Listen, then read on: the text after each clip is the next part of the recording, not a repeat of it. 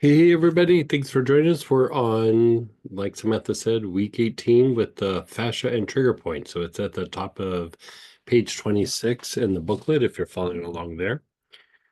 And so fascia is the connective tissue that makes up like the shape and look of our body. It wraps around, muscles, um, the whole muscle itself, and then groups of muscle fibers, and then each individual muscle fiber. And fascia, like in the foot, is still connected to the fascia that's up in the head. It's like if you took a big piece of tissue paper and compressed it and then like formed it into like a person. It's just one big piece of tissue that then kind of goes through and wraps around the muscles. It holds the organs in place, um, wraps around the nerves. And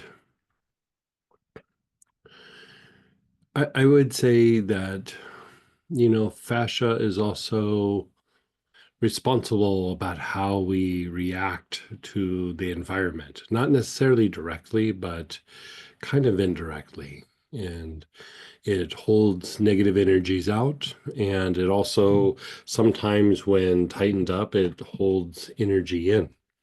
And so this could be emotion, this could be things in the unconscious, this could be even an aspect that holds us in repetitive thought.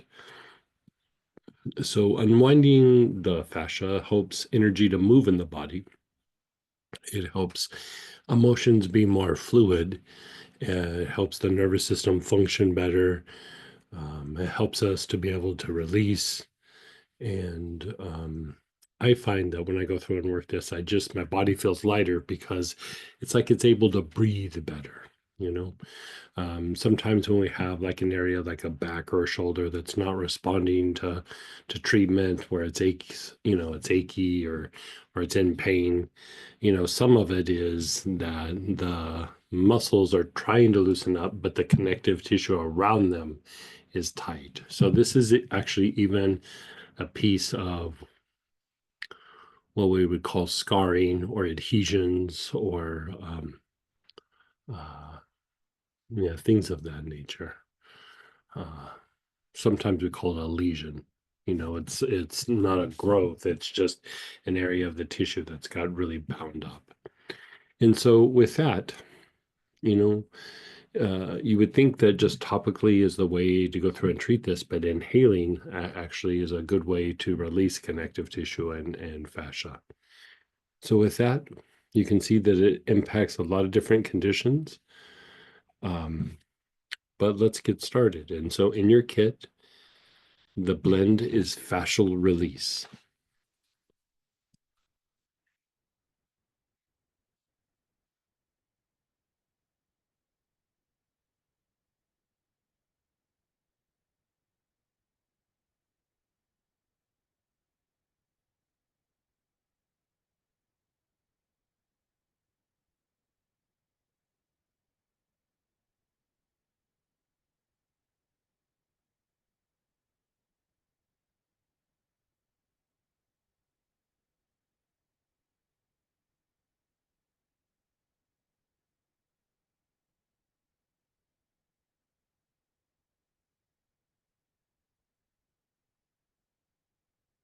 So you're inhaling with your awareness on the left side of your body, left side of your face and neck, your left shoulder, left ribs, left hip, all the way down to the left outer ankle.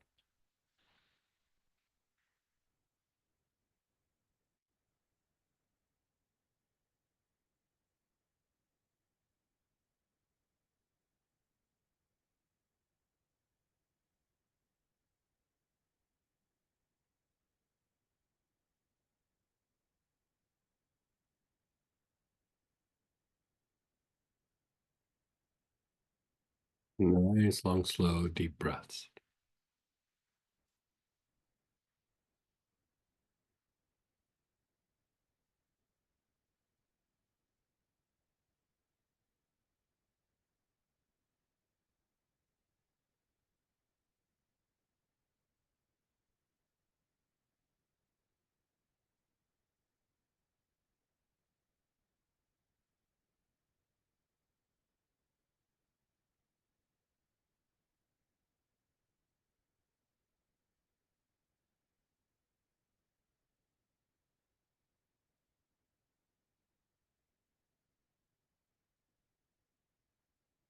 You're taking nice, long, slow, deep breaths. Your awareness is still on the left side of your body.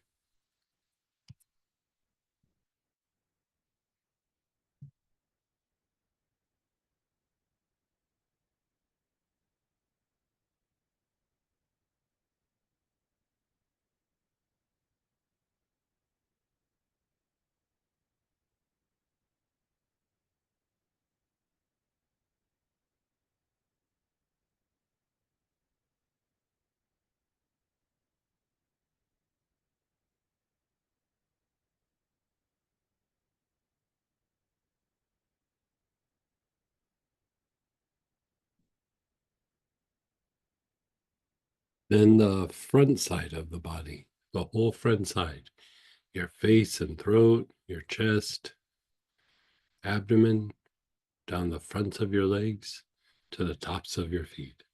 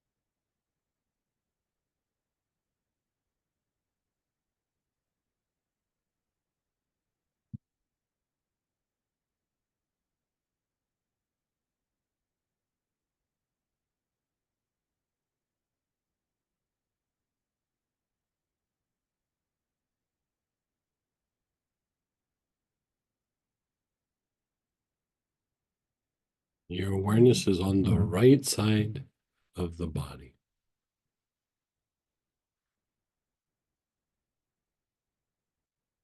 Right side of your face and neck, your right shoulder, all the way down to the hip, down the outer leg to the right outer ankle.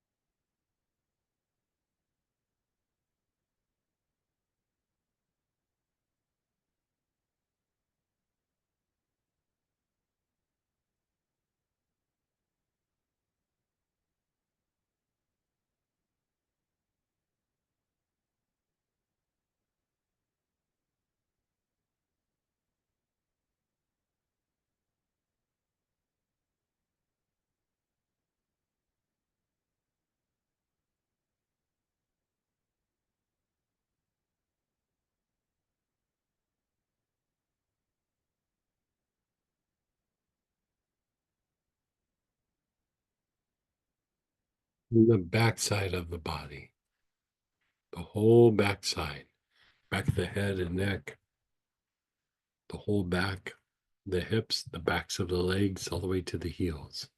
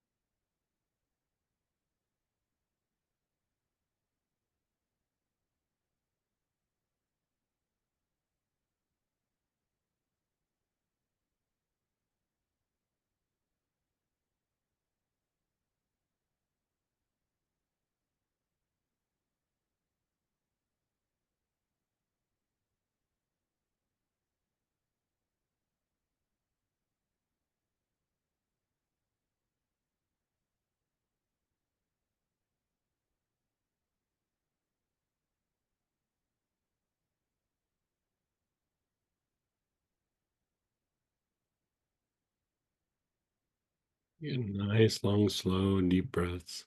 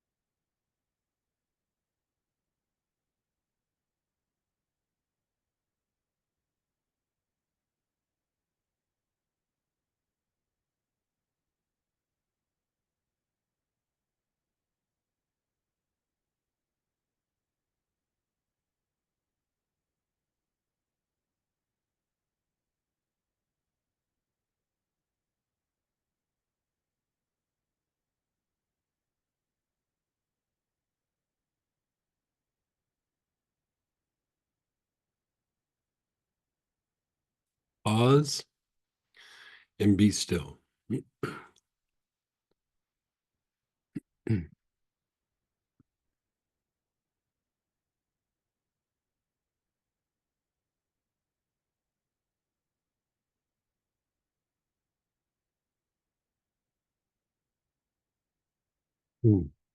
So that is the standard approach. You can use that integrated with another protocol or a process that you're doing.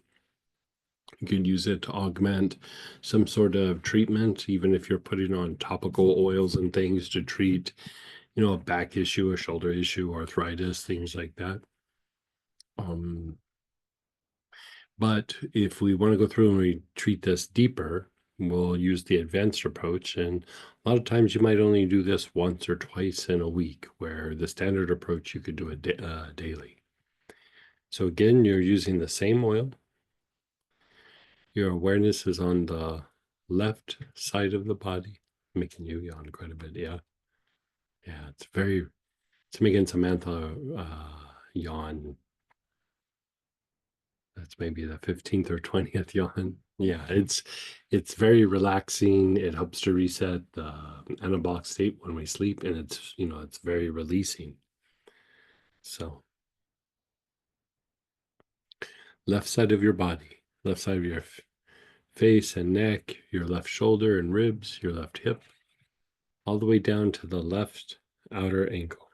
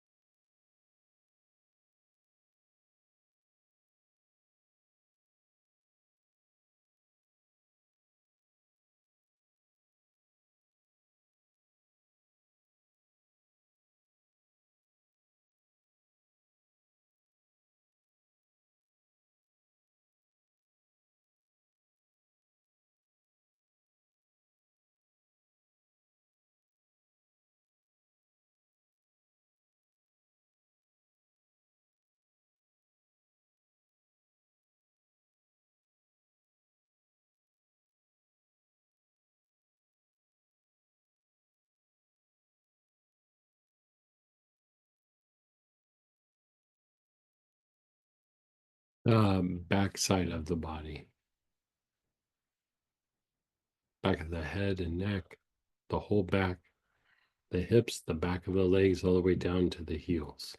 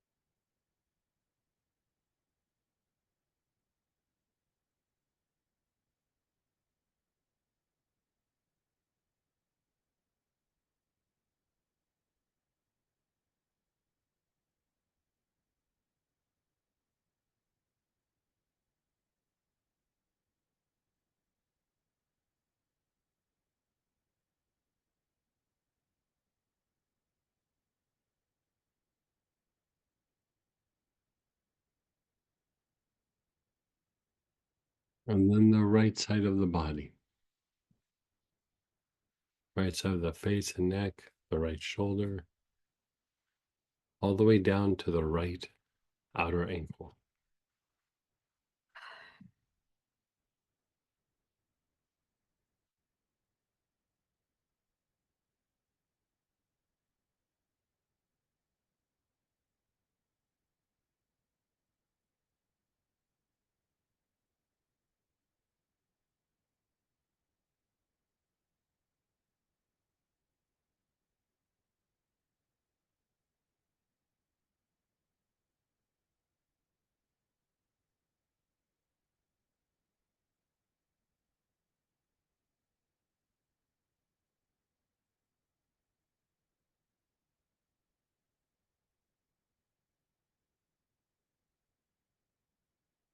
And then the front side of the body, the face and throat, the chest, the abdomen, down the fronts of the legs to the tops of your feet.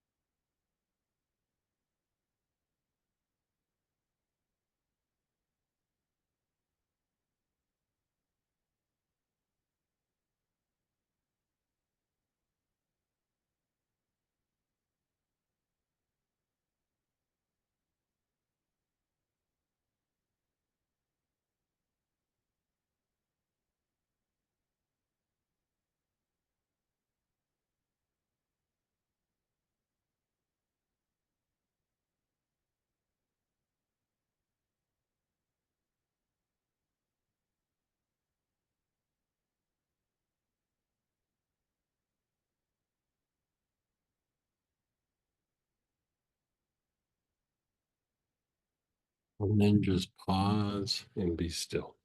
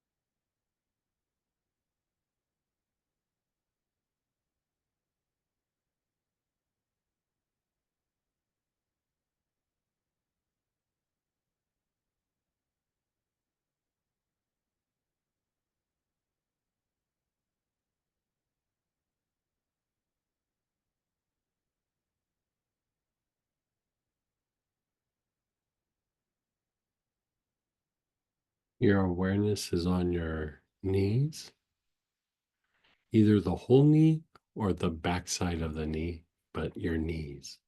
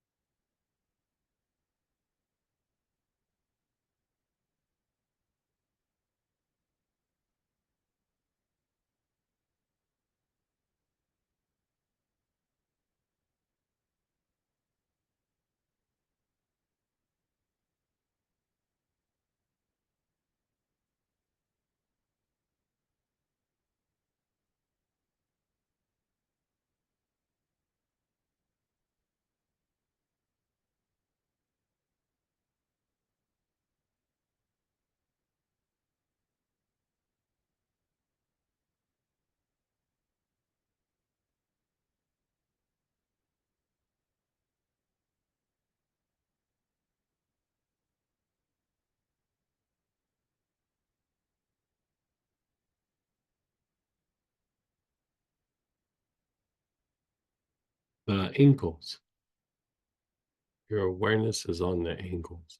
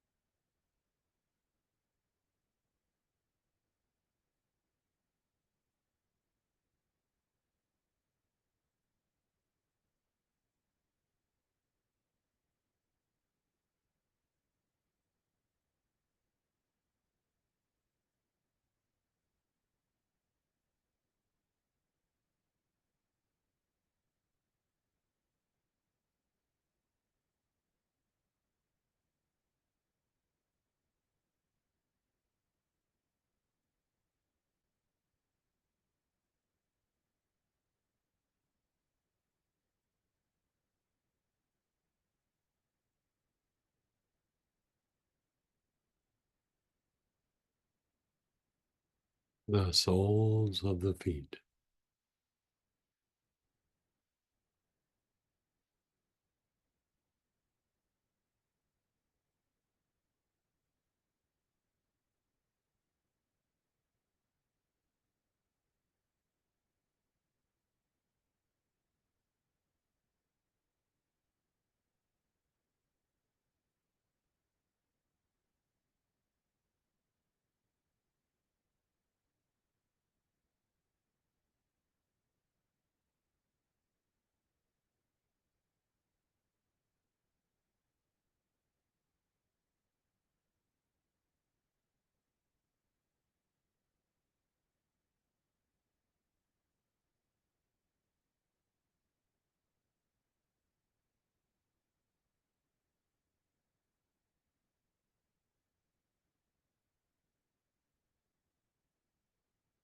And then just be still.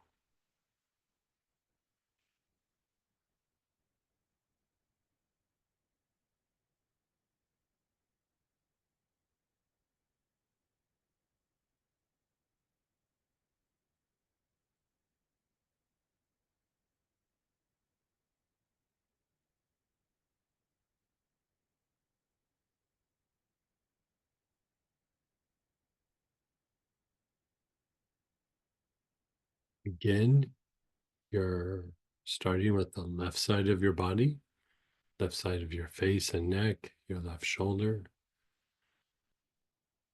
left ribs and hip, all the way down to the left outer ankle.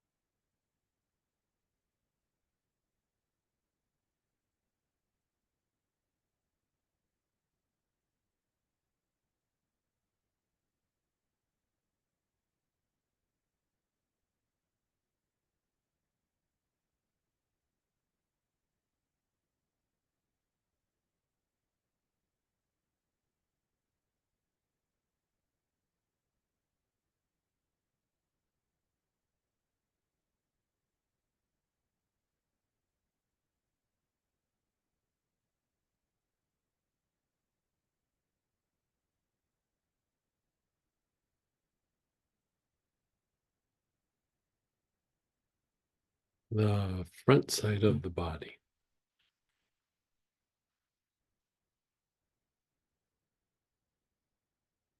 The face and chest. Abdomen, front of the pelvis. Down the fronts of the legs to the tops of the feet.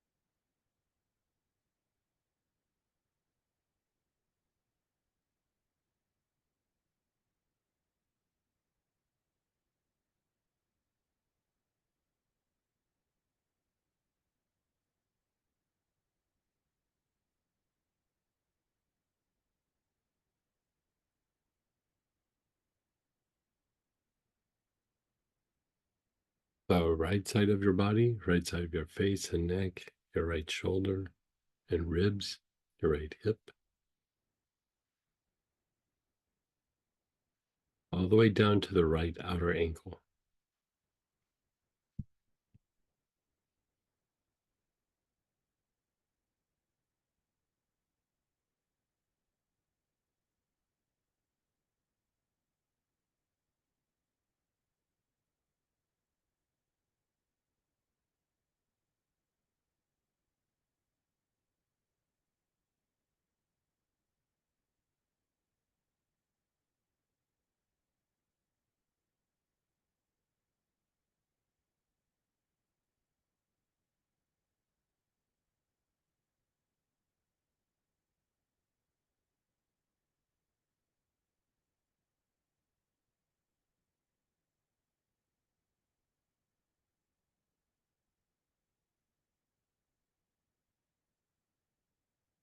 And then the back side of the body,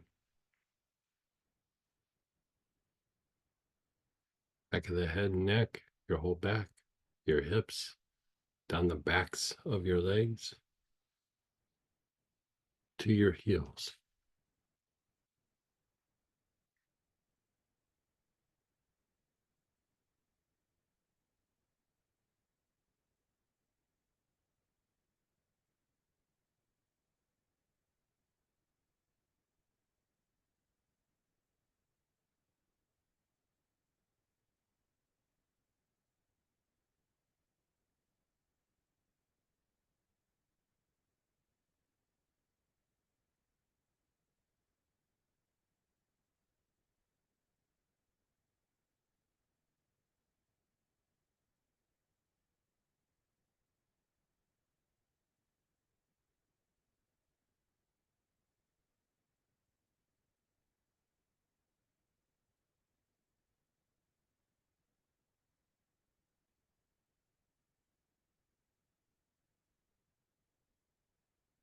And then just pause.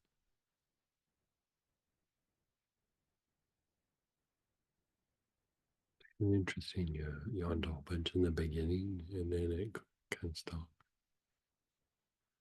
Hmm.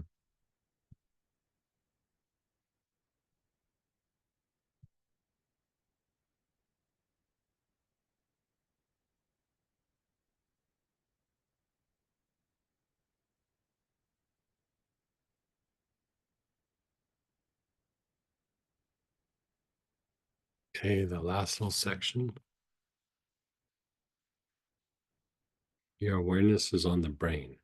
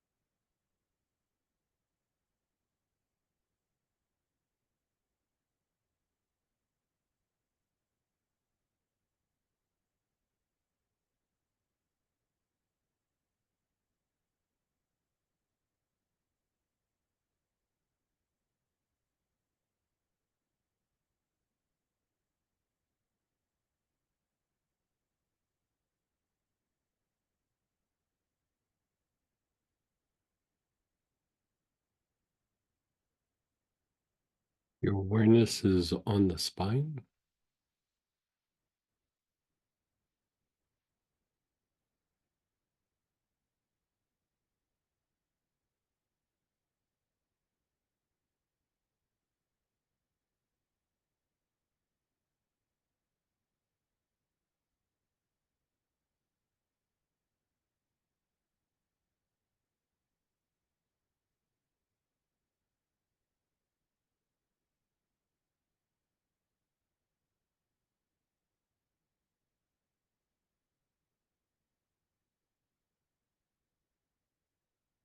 Your brain and spine both at the same time.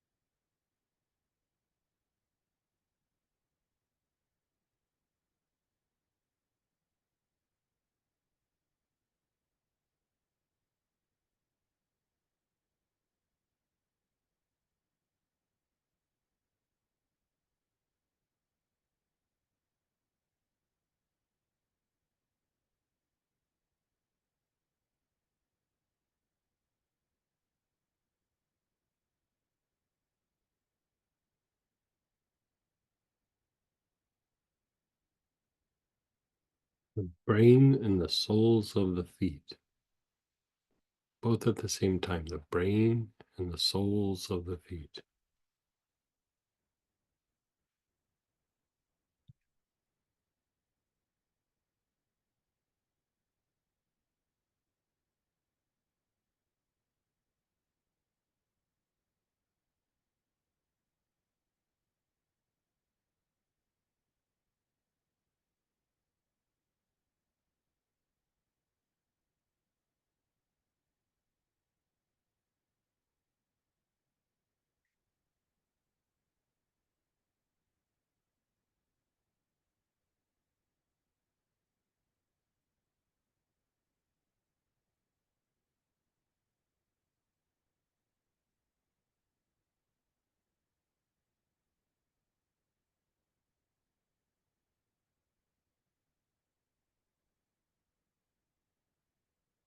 And as you inhale, move your awareness up above your ankles. As you exhale, you move your awareness down into the earth.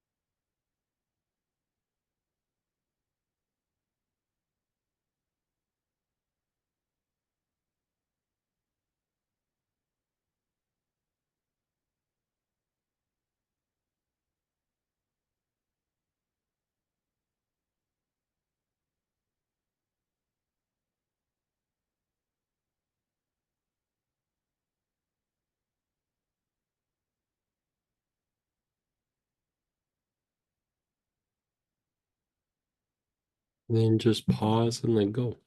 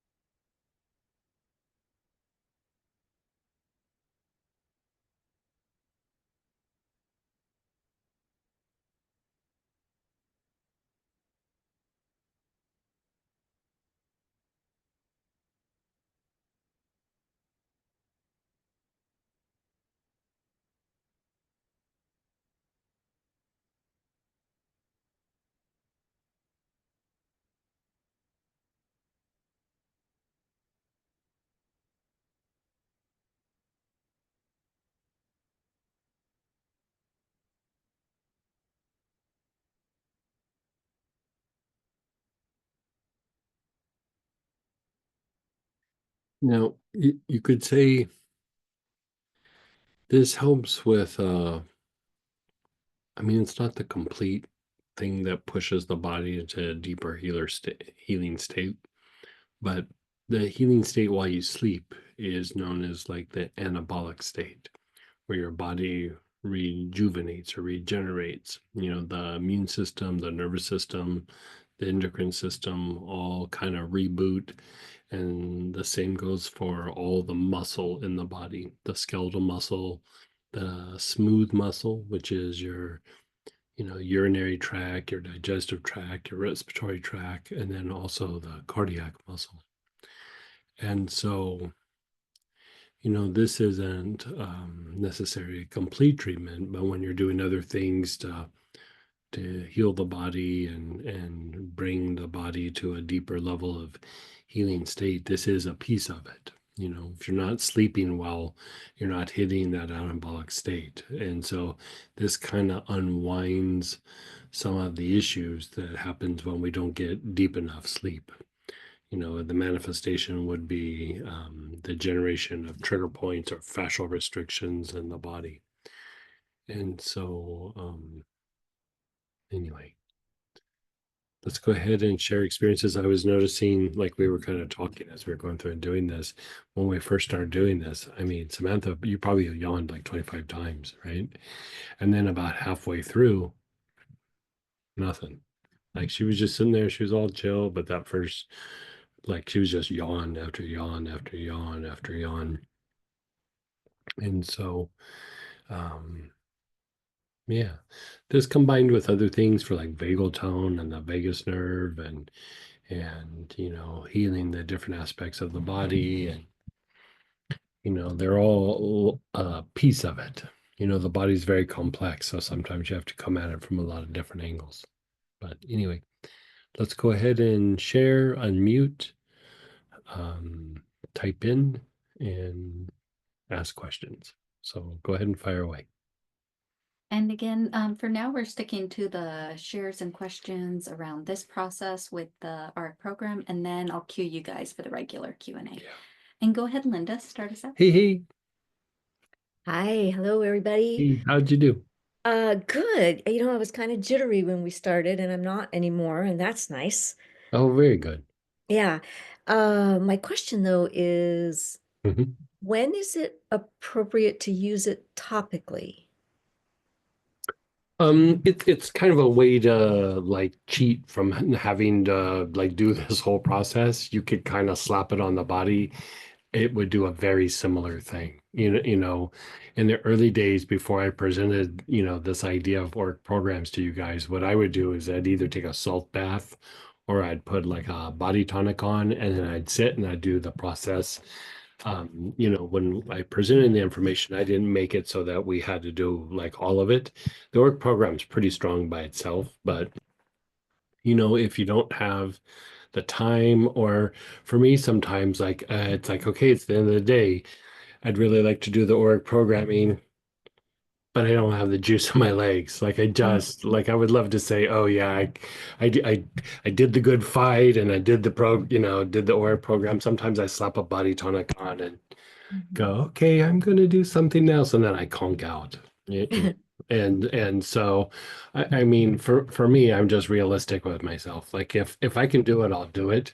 But if I'm tired, even if I make myself do it, it won't be a very good version of it. And so, the idea of doing like a body tonic or a salt bath, I mean, a salt bath in a way is kind of like doing org programming. Like if you were to work the blends and a salt bath, kind of is the lazy man's way of doing it. You know what I mean?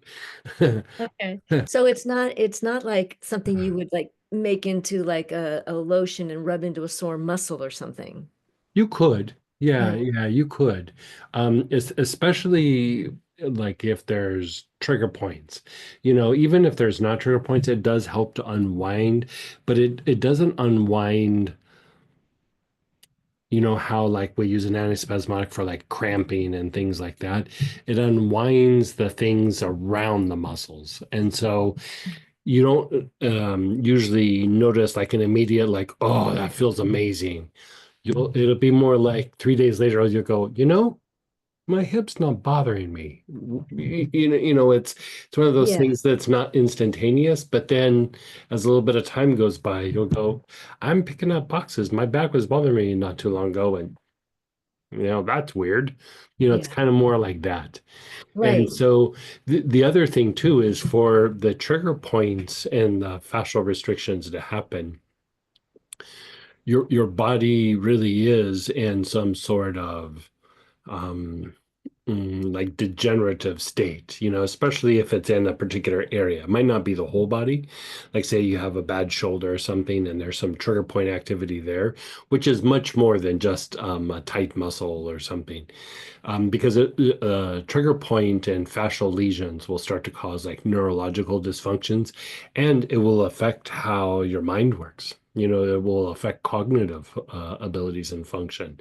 And so a lot of times, I go through and I'll unwind some of the trigger points for myself. It's not so much that I'm going, oh, this is going to make my body feel better. It does. But I'm like, ugh, my mind's getting a little sluggish, or I'm not as sharp as I could. And so I'll start doing some of the things that are helpful. Like even the idea of using some of the pines to stimulate like cortisone and things like that in the body. All of that does reduce some of that, and cognitive abilities usually improve, not immediately, but like within a day or two, maybe three of using them. And part of that is it does reduce that potential for the fascial lesions and the trigger points. And so the mind starts getting clearer and starts getting stronger because it's not having those neurological stressors throughout the body. Okay. Okay. About I don't know, 4 weeks ago now, maybe a little bit more, you had recommended to me to use the helichrysum on that point underneath my armpit on the Yeah. side for my, Mhm. opening that up. And it's been a real big help. Yeah. Does the fascial release have It would be benefit the in same helping? idea. Yeah, it would be Okay. the totally same idea. Okay. The thing that I would say is for like topical use, helichrysum gets you there and is much cheaper. Like, and Oh, so like a lot of times I'll just say helichrysum.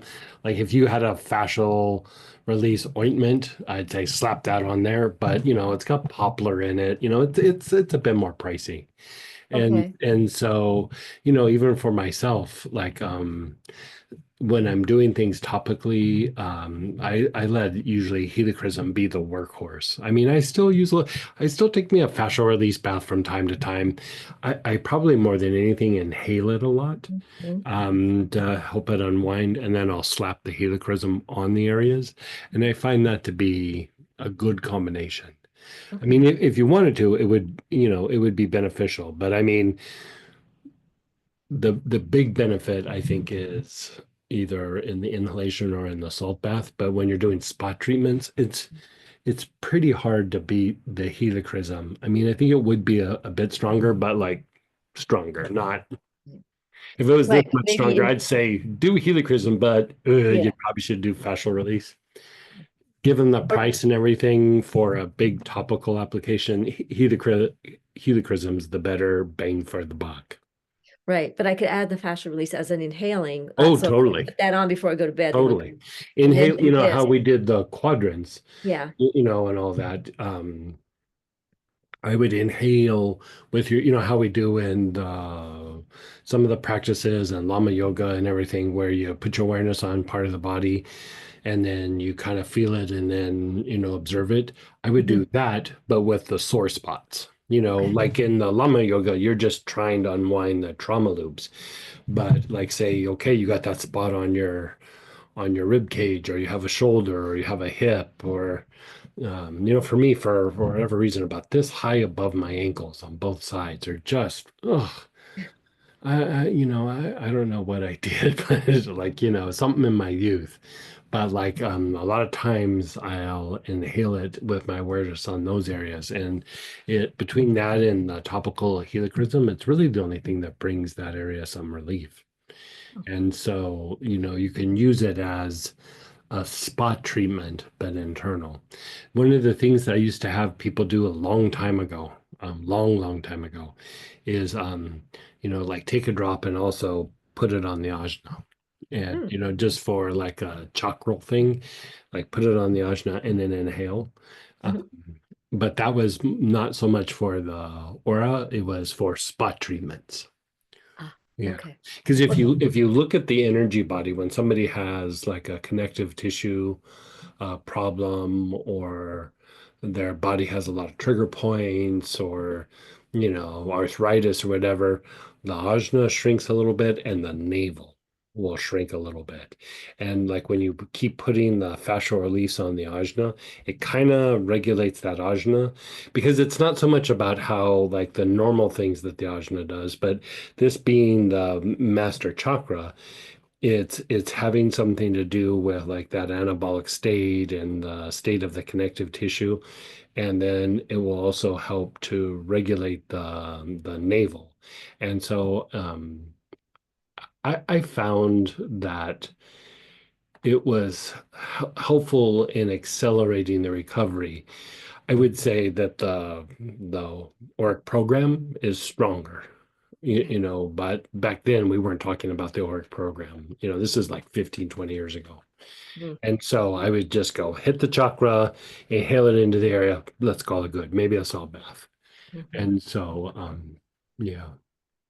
Okay. What's Well, another one that's good for it is wintergreen.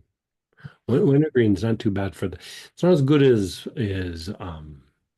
helichrysum, but wintergreen is really good for releasing the fascia, and especially if there's really stubborn, like long-term chronic spasms in an area. And another one that's a really inexpensive one is, again, it doesn't work anywhere near as good as helichrysum, but terebinth can help release fascia. Yeah. Cool. Thank you so much. You're so welcome.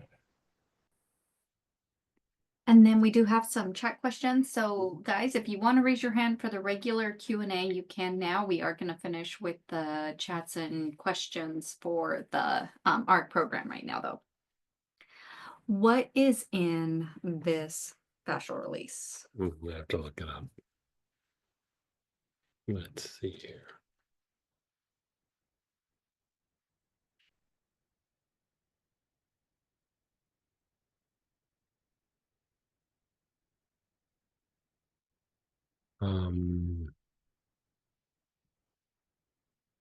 Poplar balsam, helichrysum, St. John's wort, Siberian fir, terebinth, wintergreen, palo santo, impapo, and Cape chamomile.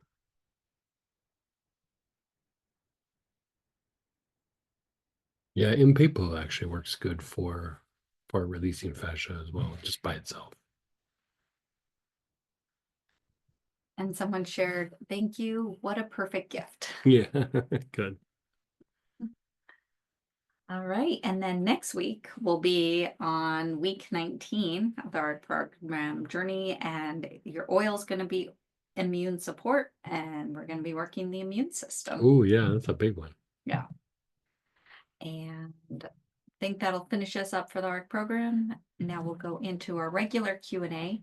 And if you are new to our regular Q&A, we do post in the chat the different suggestions that Greg is recommending for you, or for people who are asking questions. And so it's a great resource to kind of keep track of. And then you can always raise your hand, and you can also type in your questions. We do ask the people who hands are raised first, and then we do the chat questions after. So time permitting, that's kind of how we roll. And with that, go ahead, Lolly. Hey. Hi. Okay, so many. So it sounds like you made it over there safe. I made it over there. It's like 3 a.m. almost. So yes, I made it. It's been, stressful, but I'm here, so it's fine. A few things. So let's start with just what we just did, which was interesting. So my neck has been like, I slept a lot on the plane, more than I did in, the last few days. But my neck, oh my God, the left side was pretty terrible. Pretty much up until we did what we just did. And when we just worked with the fascial release, I'm like, all of a sudden I try to move my body, and all of a sudden the neck is fine, like it's barely there. Oh, good. So the practice that we do, yeah, so thank you for that. That was needed. Yeah, good. So basically what if I feel that like that's a good option to. Yeah, I mean, I would do it a bunch, and like kind of how I was talking about it with Linda, you could breathe into particular areas, but I would definitely work the four quadrants quite a bit. Yeah. Okay. Try even taking a little bit and putting on the ajna. I just did. Yeah. Yeah. So thank you. Now the other thing that's been going on, that's after, I don't think it was on the plane, but after I landed, like my head has been really, like, I have a headache, which I usually don't get. And I'm wondering, I mean, we have so many different options, but I don't know, I'm not sure what would be the best way to treat that. I mean, it could be. I would reduce stress. Like just try reducing stress. Like your body looks stressed like it was during the California fires. Okay. Even though emotionally and mentally you might feel fine, your body is having a moment. So I think the fascial release did help, but like anything that's just anything that you have with your travels that is, antispasmodic and stress reducing. So marjoram, tarragon, clary sage, anything like that, spikenard, vetiver, anything like that. Just start throwing stuff at it. Okay. Yeah. I am like, my packing is like, yeah, quite amazing. I have lots of oils with me, so no Good. problem there. Okay, now so that's about that. Now, a couple of other things I was wondering about. One thing is, I do want to mention it. I'm not going to go into too much information, but we did talk last week. Barbara was actually asking about Vitex. We talked about that before. I do want to tell you though that it's working. Oh, good. And the interesting thing is, like, I had some issues with the hormones and some, regulation of different things. And I've been, very stressed out, but still something got regulated. Yeah, sure. And so I can tell that it's not that it didn't happen because I reduced stress. It happened because I treated it Right. with the Vitex. And so what I'm wondering about is, and I obviously I have like a small roller ball that I made, and I just put it on my temples every day. You would still keep treating it and for a while until you feel like. Oh, anything endocrine, like don't look at it as a symptom oriented thing. You're trying to recondition the system, and so it is a long-term treatment. Yeah, anything endocrine is a long-term treatment. Which is fine. I just want to double check. And I was like, wow, with all that I have going on, the fact that something all of a sudden got regulated actually makes me very happy. I'm like, Good. At least something is in the right direction. So right. Thank you. And then the other thing I'm wondering about is my eyes, that we've been talking about for a while. It's pretty much the same. It was really bad on Sunday. Then I traveled. I didn't even have a chance to do a hot compress, did some drops or whatever, but I didn't get, I don't know, like the burning sensation or whatever that I got the other days. I did eye mask, and I cleaned the eyes. And what I'm wondering about is if you can look at me and tell me, I'm like, am I at the point that I need to actually do less of those things? Am I like overdoing it? Because I'm still taking Eyebright, I'm still taking Golden Seal, I'm still working on my stress levels. But as far as like treating the eyes themselves, like hot compresses and cleaning them, and again, drops I'm still doing regardless. I would still do hot compresses, but like, your body with the stress is not, um, it's not doing a lot of healing. It's in a stress state. And so when it's in a stress state, the healing processes are in rest and repair. And the body just doesn't allocate, its resources to do that. And so, you were just getting ready. I mean, the day before you're getting ready to go there, they bombed the airport. And Yes. so that they were worse on Sunday, I was like, not surprised. I was like, I think after you told us that or something, like at the end of the day, I go, I think Lolly might be more of a man than I am. I would not be flying into that airport. Like I'd come up with a reason not to, Oh you my know. God. Yeah, very intense. Yeah, I And can't even imagine, you know. so, So I mean, it's not surprising. Like, again, I would try to do it just for the maintenance and everything, but you got to keep unwinding the stress in the body, the stress response. You just got to yeah. keep doing that. Yeah. Yeah. Okay. And that they flared up right before you left for a super stressful trip. Not surprising. Yeah. Yeah. Yeah. Um, and then also related to the trip is what's been happening is regardless, the security and whatever and all the mess that's going on here, but all these loops all of a sudden, I'm like in that and I'm realizing how it's happening with my family, especially with my dad. Like, Sure. and I can see They've how always been happening, but like now that you start to be yeah. aware of them, you're like, ugh. And yeah, You and know this what I mean? But at least it gives you an opportunity to put your awareness on them, shift from intellect into awareness and intuition, and it does allow you to like break out of it. It's not like a light switch, like where you can just go, I'm done, but like as you have awareness, you go.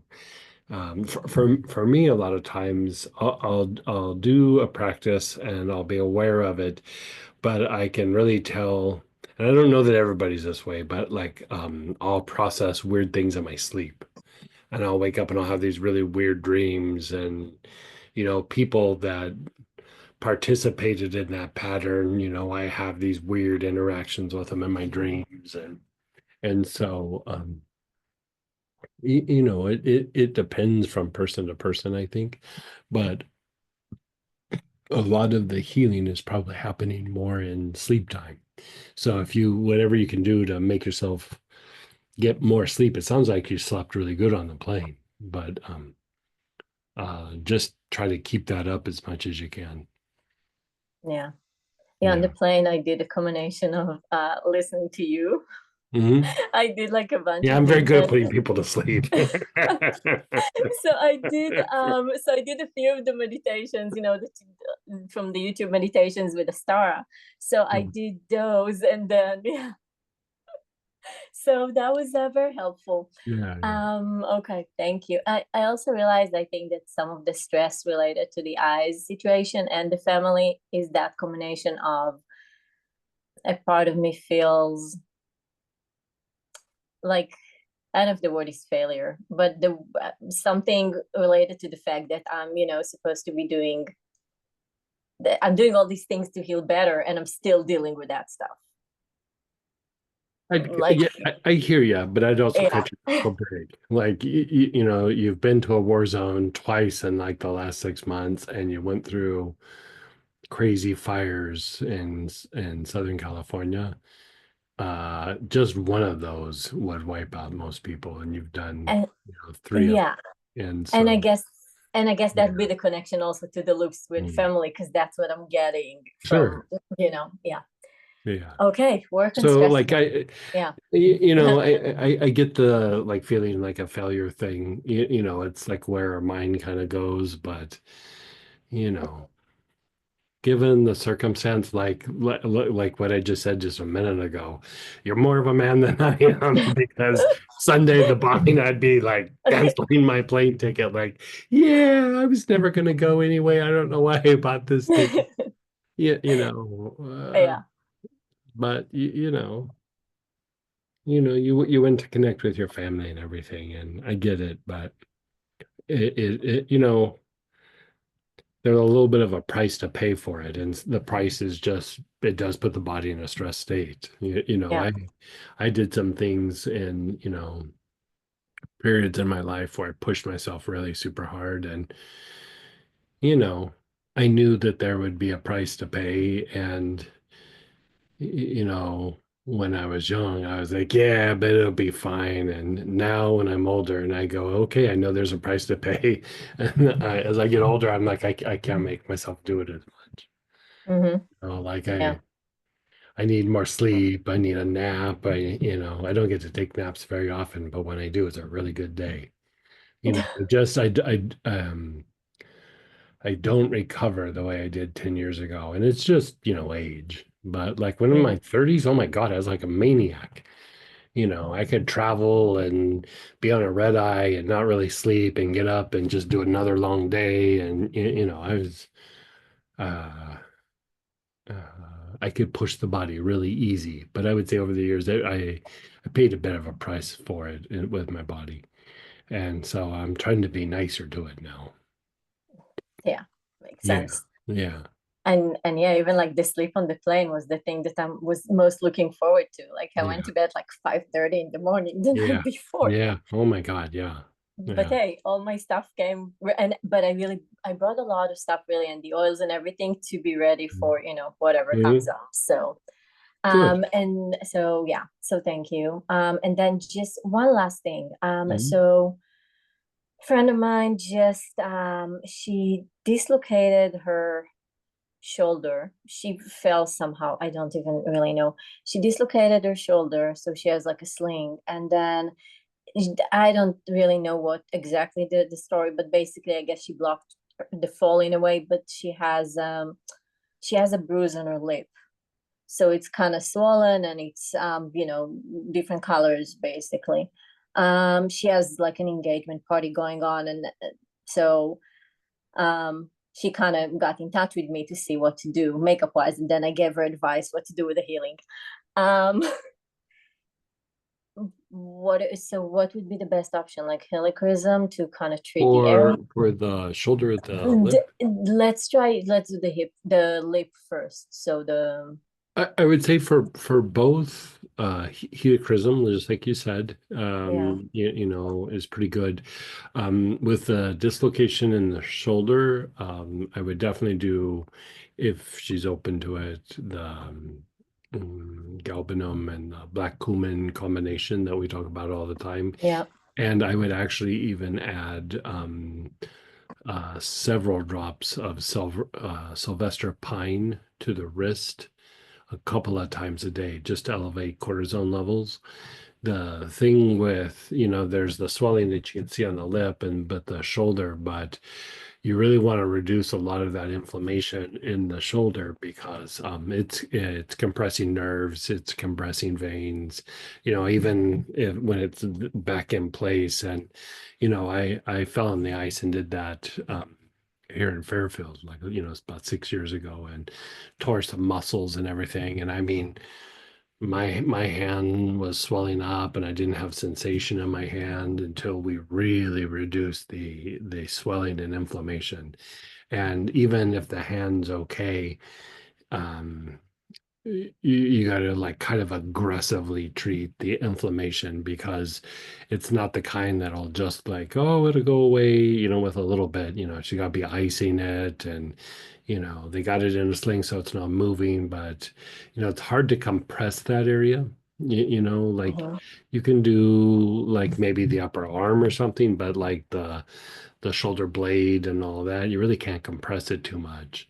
And so the icing could be okay, the resting, sleeping with or laying down with that shoulder up, rather than just on their back. So elevation basically. All of that is helpful, but I mean it's depending on how bad the dislocation is, and also how it happened, because sometimes it's not just that it popped out, but there's like injury from like, bracing, to hit the ground, or, it depends on what happened. They can cause, different kinds of injuries in the shoulder girdle. And so even for me, like I tore muscles even across my chest. And you know, after the time, I still put helichrysum on it to break up the lesions and the scar tissue, but those muscles did get torn. And so just because she dislocated doesn't necessarily mean things got torn. That kind of depends on like what happened, how it happened, how hard, if it was impact or something like that. There's a lot of factors to take in, but I would say aggressive treatment as far as inflammation is concerned. And the thing you want to watch for is numbness or excessive swelling in the hand. Yeah. So then you would treat mainly the inflammation internally, because you can't really do much Internally, topically right topically, now, and then yeah. topically. Yeah, internally, topically, I would go at it with everything. So when you're doing topically, you would go from the shoulder down, basically. You would hit the front, the side, and back on the blade, and even Okay. a little bit underneath, like just it's a lot of times it's here, but it's like on the shoulder blade and in the deltoid a little bit. Yeah. And so, helichrysum is very anti-inflammatory. I personally, I was using a lot of like blue healer on that as well. And I was doing really big dosages of the Sylvester pine on the wrist, because it does elevate cortisone levels in the body and helps the body fight off the inflammation. But the part of the blue healer is it's got a lot of German chamomile in it, and German chamomile is very good for not just reducing inflammation. I mean, it does that well, but it helps to disperse the inflammatory material and the excess fluid in that area to try to reduce the tension that just the fluid is putting in on that joint. And so the black cumin internally helps, the galbanum helps, like all those things help, but in that kind of scenario, there's no magic bullet. You're just going to have to keep like working that area. And for me, it was a couple of months. I mean, it wasn't like I felt better. I felt better like within a few weeks. I mean, it was still like sore, and I didn't have the range of motion or the strength, but it took me about 2 or 3 months to really resolve it. Okay. Yeah, but again, it depends on the intensity of the injury. You know what I mean? Not all injuries like that are the same. And so, there's guys that can dislocate their shoulder and pop it back in, and it's not that big of a deal. But it's part of like you fell and you stuck your arm out, and it depends on so many factors. And so, any time that a bone pops out of joint, you're straining the ligaments, and the ligaments never heal fast. They don't have quite the blood supply that like muscle and soft tissue does. And so, back in the old days when I was working on a lot of athletes, and if they strained a ligament or like got like a little tear in a ligament, one of the things that was said to me very often was like, they'd say that they had wished they had broke a bone, because the bone would heal in 6 weeks, but the ligament's probably going to take a year or two. And it's kind of the truth. It's you have to do things to kind of build the ligaments up. She might not be in that case, but it does take a while to build ligaments. Or it's not building the ligament, but like heal the ligament. And then as far as the lip, which in a way it's a concern for her because the way it looks, which again can be covered, but all the discoloring, just keep working the helichrysum. Helichrysum is one of the fastest things she could do. Yeah, and that's what I figured. And then what would be my best bet? Like to do it as a ointment or a rollerball or I neat or would just what's take a couple drops and start rubbing it on the area, like, okay. inside and, like outside and like kind of on the inside of that area. I mean, Okay. it's not going to taste that great, especially for somebody who's not used to taking oils, but I mean, I would be hitting all that area pretty hard. Okay. Yeah, that was my first thought, and I was like, okay, I'll just double check that Yeah. I'm in the right. Yeah, good And call. this one, I mean, and with this one, I'm thinking it's gonna resolve, I mean, much faster, right? Like this is the It should. discoloration, Yeah, it should. Yeah. especially if she's gonna treat the inflammation internally. Mhm. And Well, okay, helichrysum topically should start to break up the bruising like oh, the right, day you start applying it. It should okay, start changing that pretty dramatically. okay, Yeah. okay, perfect. Yeah. Thank you so much. You're so welcome. And then go ahead, Linda.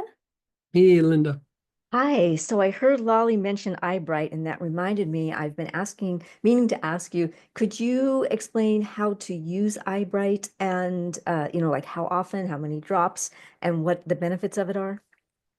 Yeah, like it's kind of like if there was a cure-all for the eyes, it would be Eyebright. I don't know that it would fall completely under as a cure-all because cure-alls are usually like for the whole body and everything.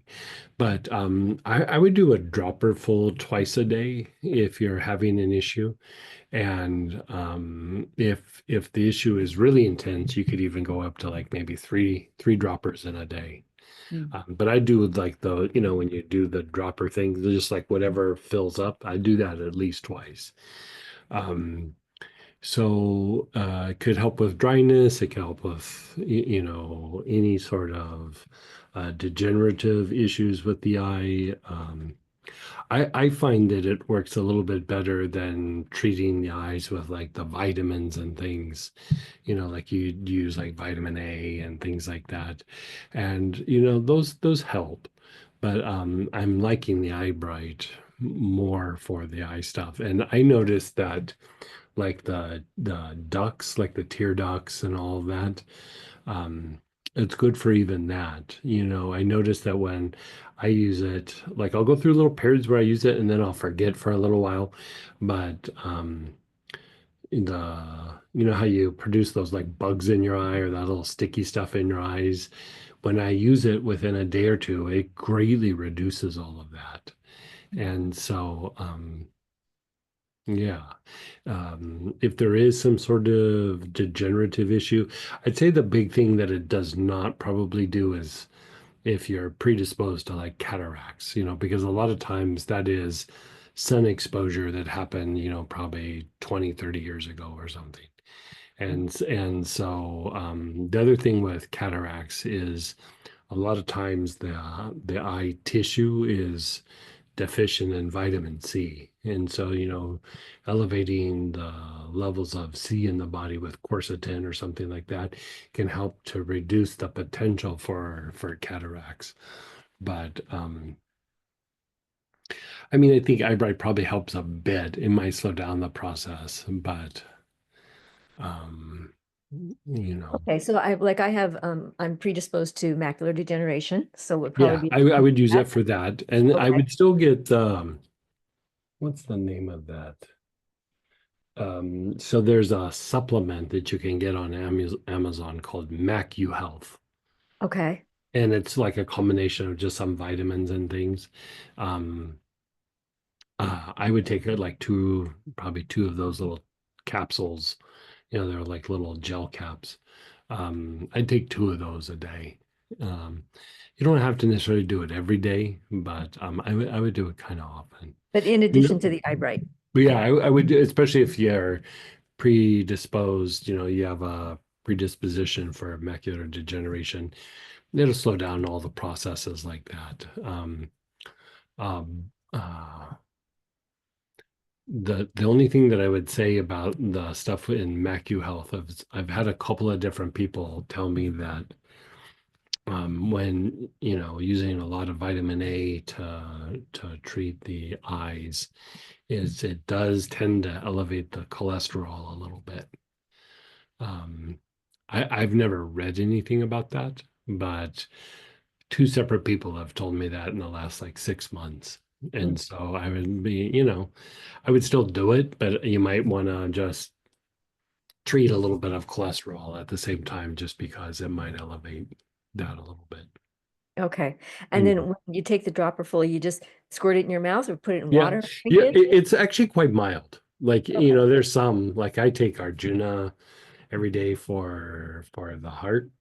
And like when I take it, I'm like, it's not even that it's bad, it's just like strong. And so that I usually take with juice. But Eyebright, I mean, it's like almost like a tea. Like, I just squirt it in my mouth pretty easily, Okay. and just I still wash it down with something, but yeah, that's usually pretty easy to do. Perfect. Thank you so Yeah. much. You're so welcome. And go ahead, Ralph. Hey, Ralph. Hey, Greg. Can you let us know what the components are of Eyebright tincture? What's in it? Yeah, what's in it? It's the herb is called Eyebright. It's a single herb. Yeah. Okay. Yeah. All right. Yeah. Yeah. I know some elderly people who have eye problems. So I have a couple of I people would that say may any- benefit through that in addition to the MacuHealth. Yeah, like I would say, in my 30s, we used to joke about the readers, how people start wearing readers. So Yeah. in certain parts of Europe, they call them 43s because when you turn 43, you need them. And I was 35, I thought that was hysterical. When I turned 43, didn't think it was that funny anymore. And I think that's the thing, like as we get older, the eyes, there's predispositions and everything and exposures to the sun and everything, but Exposures to computers and Yeah, tablets and reading exactly. But one of the things is keeping the eyes as moist as possible is always good, because the drier that the eyes get, the more that they'll degenerate, like the more rapidly. And then Okay. just trying to keep the eyes to have the nutrients that they need and reducing inflammation. And so the eye bright hits some of those markers. Like it does help the eyes stay a bit moist, and by taking it internal, and gets the nutrients and things, and it's not going to hit everything, but it's going to hit a bunch of things. And um, uh, I started using the MacuHealth, I don't know, a few years ago, and I don't even take it. I take it like probably a couple of times a week. And I see the eye doctor every year or two or something, and my eyes have stayed at a particular space, but like I need the readers, Yeah. and that hasn't gotten better. That's just kind of the way that it is. And I started wearing glasses, I don't know, about 3 years ago or whatever, and I can take my eyes, my glasses off, and I can still see. I find that when I use the eye bright more, that um, my eyes aren't as blurry when I take my glasses off and look around. Because I can still see things pretty good without my glasses. My glasses aren't super strong to begin with, but I just prefer to have them just because, it's those things in the store, and you're reading a bottle and you're like, apparently this is made for young people because the writing's so small I can't read it. If I have my glasses on, I can read it, but if I don't have my glasses, Yeah. Oh yeah, I I'll understand. give you an example that's kind of hysterical.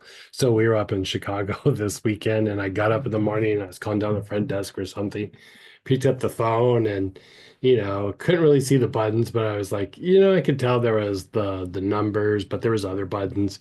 You had to turn it on and off, and I turned it on, called down, called up, and then I was like trying to turn it off, and I just pushed a couple buttons.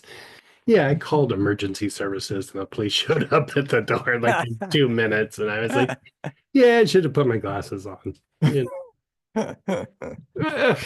Well, welcome to senior citizenville, Yeah, young man. Yeah, it is what it is.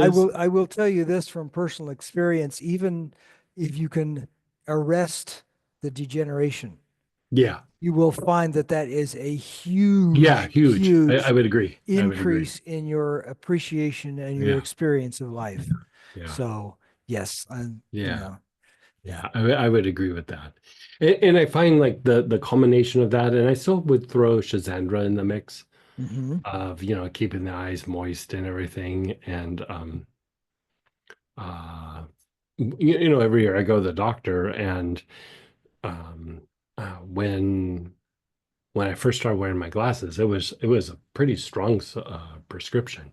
Hmm. And, you know, I did all the things, and I wasn't even doing healing on it. I was just taking the stuff that we're talking about. And when I went back, he goes, "This is really weird, but your prescription is a lot less." Like, and so, like, I just barely need glasses now. But like when I Hmm. took that first prescription in, remember the people said, this is pretty strong for your first prescription for glasses. And I was like, oh, but I just kept taking the stuff, and, you know, Yeah. the eyes got better. Okay. On the Shazandra, just 2 drops a day, one Two or morning, one three night. drops at night. Yeah, yeah.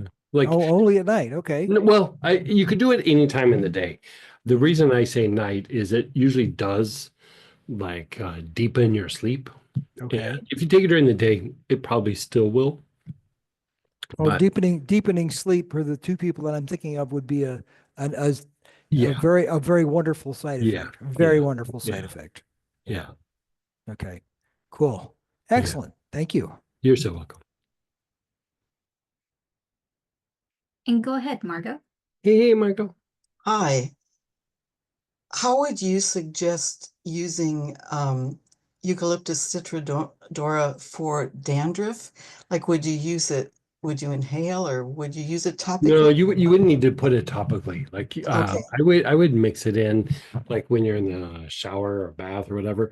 I'd put a little bit of shampoo in your hand, and then put, like, you know, a couple of drops, and then lather up, and then let it be there for Let uh, it sit for a bit? yeah, like a couple minute or two. It doesn't have to be anything long. Okay. And then just rinse it out and call that good. Okay. Yeah. And also for something,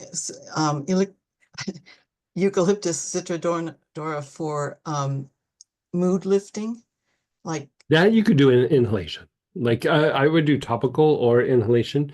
The other thing, even with both of those, like I would even, one of the things that I like to do with Eucalyptus Citriodora is to take a few drops and like rub it on my shoulders right here. mhm, And you know, because the idea with even with the dandruff is you're reconditioning the skin, and Eucalyptus Citriodora is a really great anti-inflammatory, and it, you know, it does some of these things really well. And so for something like that, it doesn't always have to be just on the spot. Like you mhm. can just get it kind of close, and it would still have an impact. And so the uplifting part is just get it on the body somewhere, chest, abdomen, back, inhale.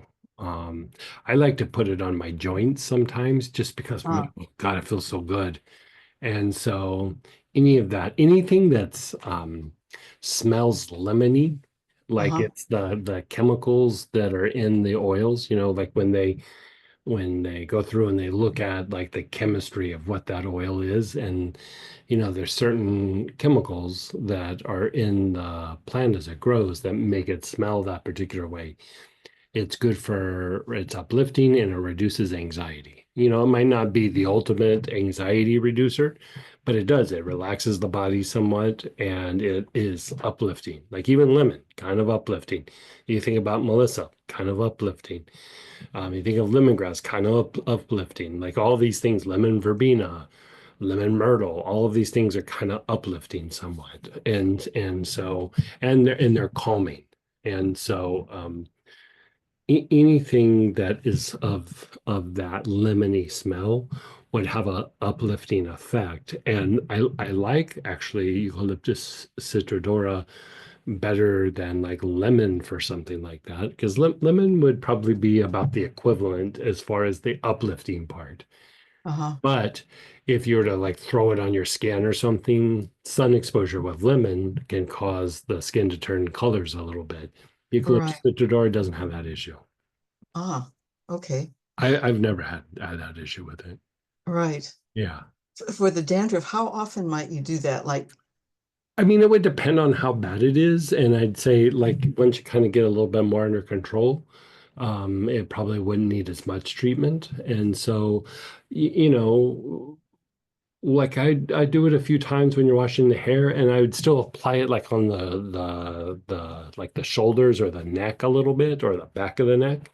So not necessarily just on the scalp, and kind of let it do what it's going to do up in that area. And Mhm. then once it starts to calm down, you know, then just do some maintenance from time to time. Okay, so the issue is sort of itchy scalp, which is, I mean, Right, yeah, right, okay, I right, mean, basically dandruff and itchy scalp are the same. right. Yeah, okay. Yeah. All right, great. Yeah. New So, thing to but try it try. in the shampoo first, like, you know, Right. just like a couple of drops. I mean, you don't have to go crazy with it. Like, I don't think putting excessive amounts on the head is, I don't know that it's bad, but you know, you don't want to do things to make some weird happen with the hair. But like 2 or 3 drops, I think is enough. Rub it in the scalp pretty good, and you know, really mix it in the shampoo really well, and then, you know, and then let it sit, and then, you know, hose it off. And did I just say hose it off? Yeah, wash it out. I promise you, I don't take showers out in the yard with a hose. I don't know why I said hose, but But let the shower sprinkle it on it or whatever. yeah, yeah, I yeah, get the picture. yeah, yeah, Thank you so yeah. much.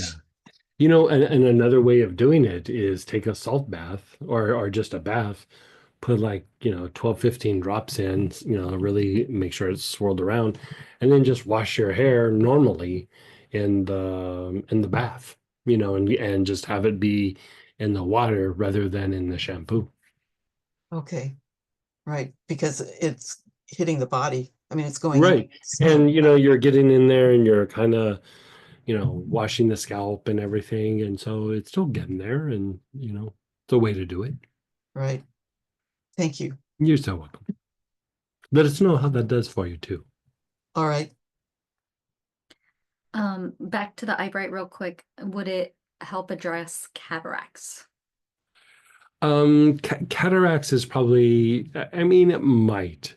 You know, the thing with cataracts is I would still take some quercetin, because the eyes, um, with cataracts, the tissues in the eye, you know, through studies, they've said that it lacks vitamin C, which means that it destabilizes collagen, and, you know, um, but the cataracts is usually a byproduct of exposure by the sun, you know, years and years and years ago.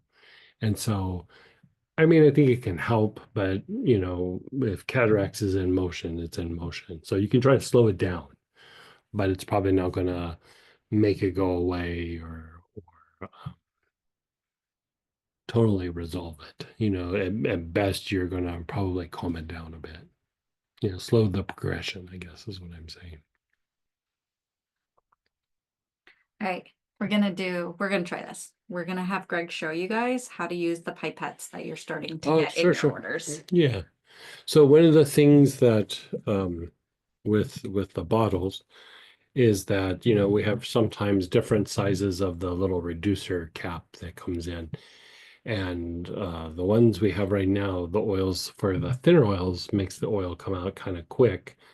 And then when it's a thicker oil, it comes out easier.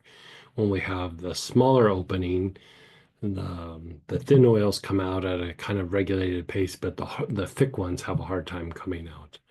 And so then there's also availability, you know, with all the issues with things coming out of China and things. There's not as much availability as there used to be. So we kind of have to just buy up whatever we can grab. You know, we buy like 10,000 caps at a time, and sometimes I can only buy like 1 or 2, you know, types. So one of the ways to resolve both of those problems, you know, regardless if it's too thick or too thin, is we have the pipette, and then you have your bottle. And so the pipette actually fits in the top of the bottle, right?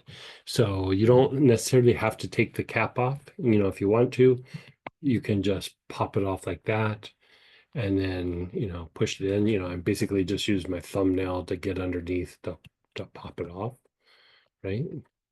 So, but then you would take your pipette and compress it. You know, see how like I compressed it like that? And so you want to compress it before you stick it in.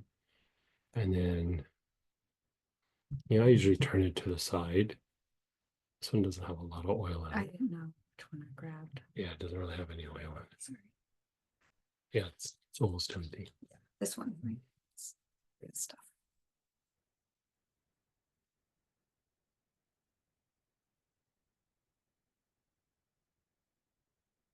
Okay. So you have your bottle, you have your pipette. So you're going to compress, put it in the reducer, tip it to the side, so that it's kind of pointed down a little bit, and then you undo the compression, and then you have your drops, right? And then what is this? And then I can put 1, 2, 3, whatever I want, and then rub it in. And then when I'm done, I don't compress yet. I put it in here, and so now I want to put it back in the bottle. Now, don't compress fast. You just very slowly,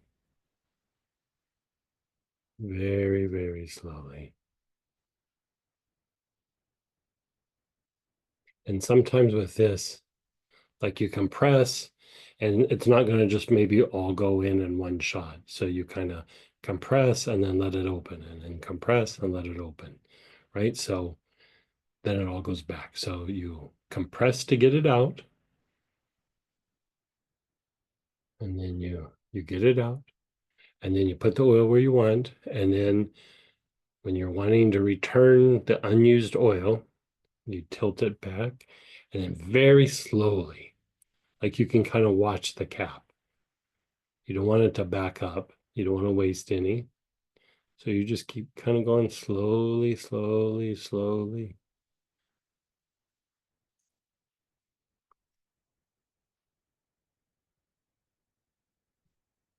And there you go. So we've started providing you guys with this. I mean, when I'm doing stuff, when I'm just inhaling or putting a few drops on something, if 3 drops comes out or 5 drops come out, I'm like, or 10 drops. I don't, if I'm putting Sylvester Pine on my wrist, I'm like, oh, more must be better, right? But if you're using something where it needs to be specific amount of drops, or you're trying to take it internal, or you're working with something like Melissa, where, you don't want to have a whole bunch come out. You want exactly how much to come out. So I would say try using the pipette. Sometimes the oil might take a while to come out. You can draw it out much faster. Excuse me. And then if it comes out too fast, it's a way to regulate that so you don't lose any. So yeah, I mean, if you have questions, you can always write into the office. But I think we're going to clip this and put it up on the site or on YouTube or something. So there will be a hyperlink if it's on YouTube, so you can go through and watch how to do it. But if you play with it for once or twice, you'll kind of start to get it down. And it's a way to be able to be very specific with that.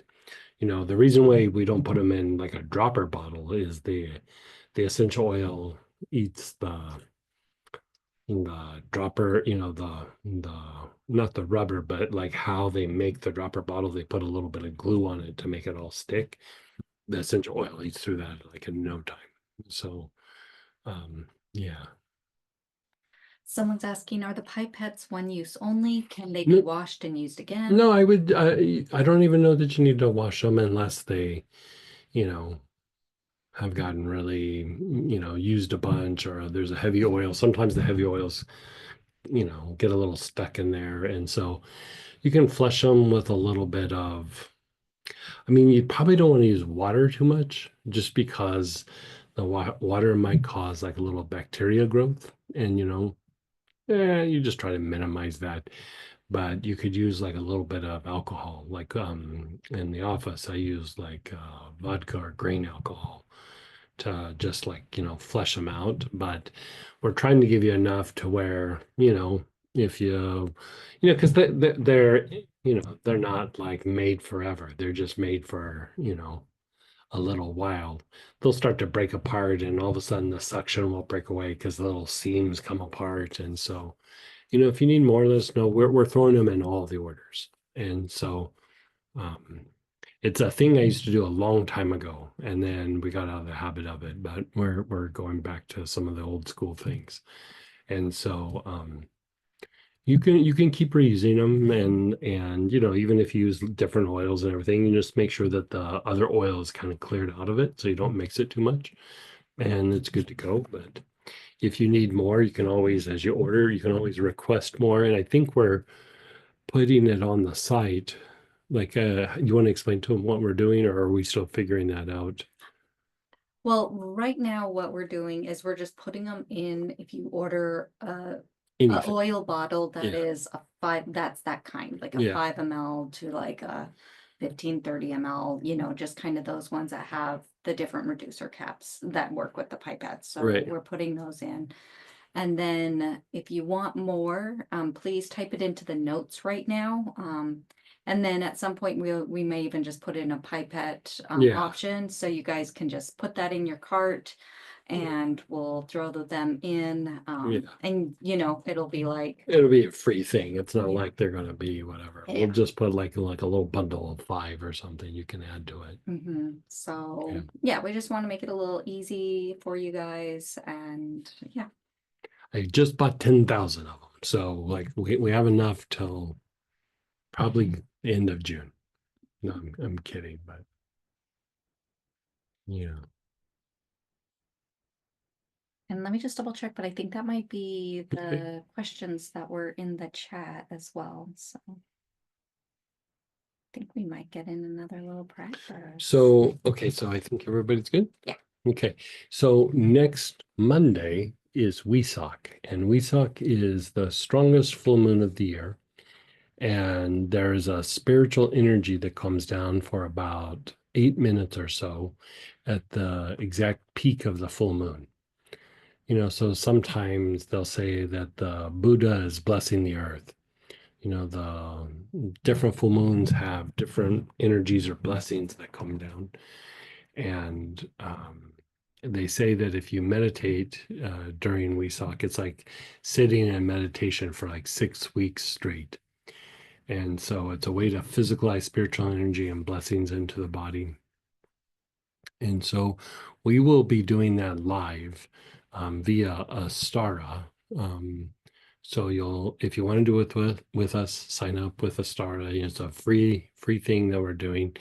It's I think we start our session at 11 Central, 9 a.m. Pacific time. Is that right? Yeah, I'm looking at it right now. So they actually have it posted 9:15 a.m. Pacific time Okay. to 10:15 a.m. Pacific Okay, time. so the peak is at like Must be at like 56 or something Mhm. like that. So we'll be prepping for that before the full moon, before we hit the full moon. But you know, sign up to join us and everything if you can. And, you know, I granted it's in the morning or late morning for you. But even if you don't do it, you'll still get something out of it. But when you're sitting there being still and really making yourself conductive, a lot can happen. And so this week, both like right now and in the prayer petition blessing that we'll do after this session, and the things that we do Wednesday night, and you know, maybe even a little tiny bit over the weekend, will be in preparation for the Wesak. You know, because if you think about it, like it's an energy or a light that comes in, and it's tied to divine intelligence that breaks down into different kinds of intelligences. And so, you know, like you could say the energy of Jupiter is a kind of intelligence, and the kind working with angels is a kind of divine intelligence. So each angel is an actual kind of intelligence. A spiritual teacher or a guru or a deity is a kind of intelligence, you know. So we want to be able to be in a place to receive the signal, is like the best way that I could describe it. You know, just because we work with angels and things doesn't necessarily mean that we're receiving the signal of what's happening. Because if you think of angels, like you think of like Archangel Michael, Archangel Raphael, Archangel Metatron, or Zadkiel or whatever. It's not so much that they're a being, it's more like a position or a kind of gateway to a kind of energy with consciousness that's very specific to what we would associate with Michael. But it's not like Michael's walking around with a sword and the inner world's going, doing whatever. It's an energy with consciousness, and it's not how we think of like us being a being. It's very, very different. So we want to make ourselves conductive to this. And that's part of like all the different kinds of things that we do with angels is making yourself conductive to divine intelligence, but also the different kinds of divine intelligence, right? And so how about we do that right now? And so with the oils, if you have the alchemical directions, like alchemical west, north, alchemical east, and south, that was out of the soul guidance class. Yeah, that's what I I was just think. gonna say, yeah. Those would be the oils to get. And if not, you could use something like hyssop, you could use something like Siberian fir, you could use poplar, you could use helichrysum, frankincense, myrrh, Palo Santo, galbanum. So let's see what people have. Even if you wanted to use the thing that we used tonight for Auric programming, the fascia and the fascial blend, you could totally use that. We can just keep it really simple.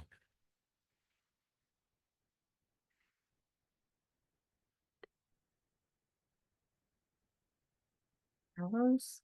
Yeah, you could totally use the aloes. Yeah.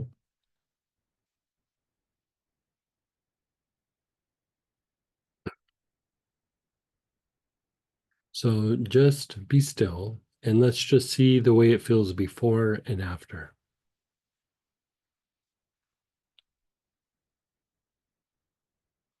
So one of the angels that I like to work before Wesak is Sophiel or Sophiel.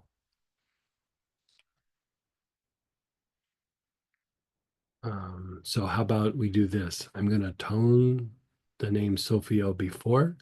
We're going to do the process, and then I'll tone Sophiel after. Okay, just to see how you feel.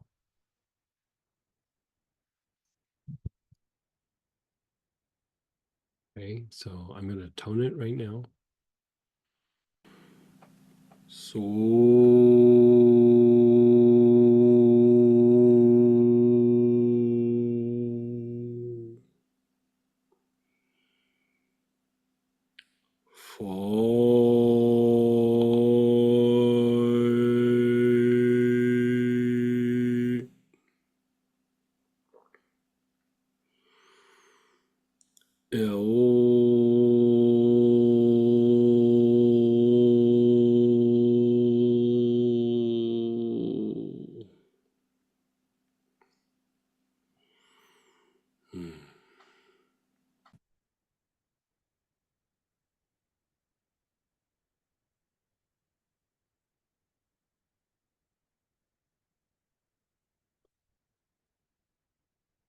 wow, feels nice. So we're not necessarily working an angel right now. We're working our ability to hear the signals of not just divine intelligence, but the different kinds of divine intelligence. Okay. So with whatever oil that we talked about that you're using, your awareness is on the soles of your feet, and you're taking nice, long, slow, deep breaths.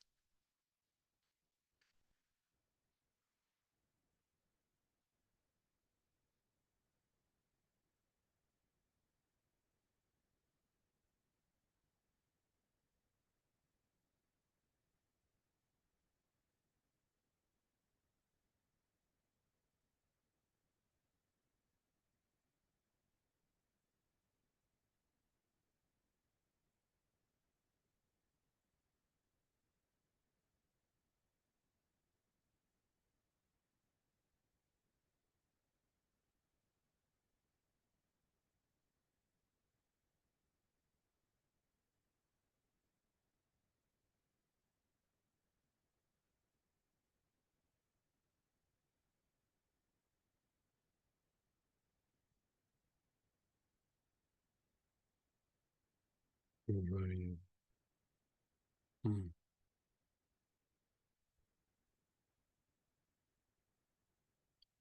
Then move your awareness up to the Mingmen, which is the backside of the navel, the low back area, the backside of the navel.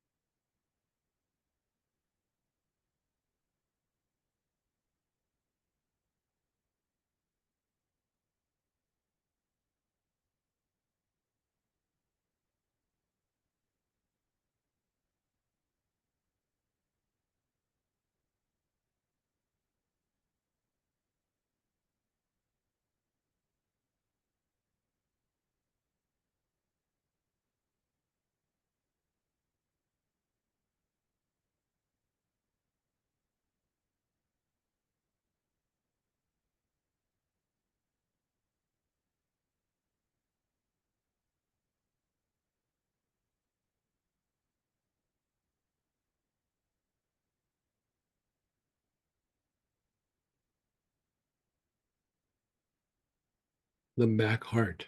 Your awareness is on the back heart.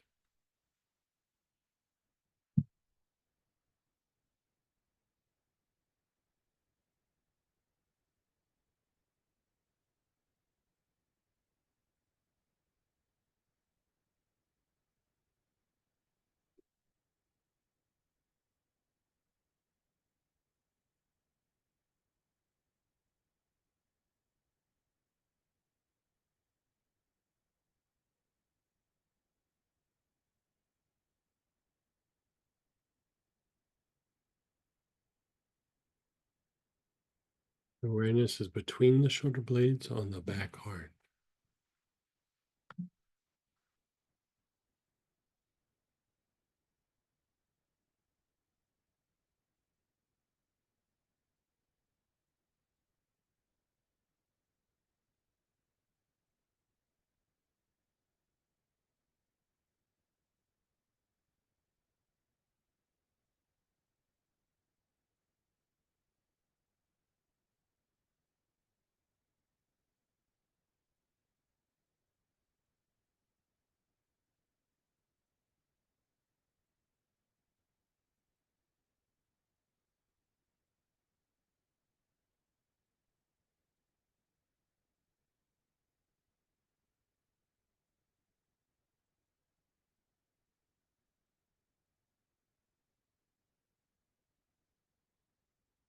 Move your awareness up to your brain.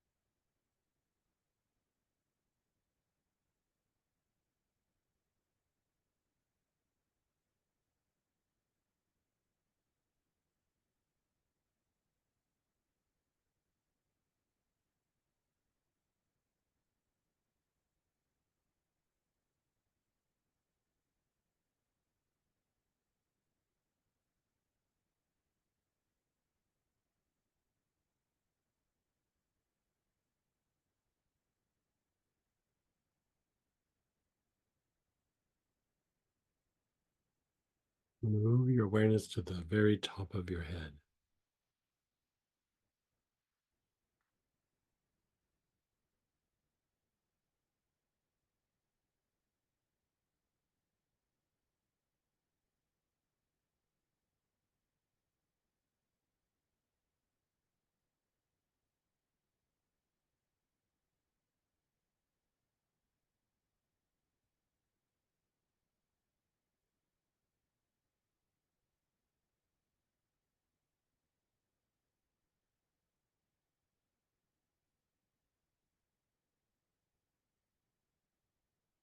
Move your awareness 12 inches above your head.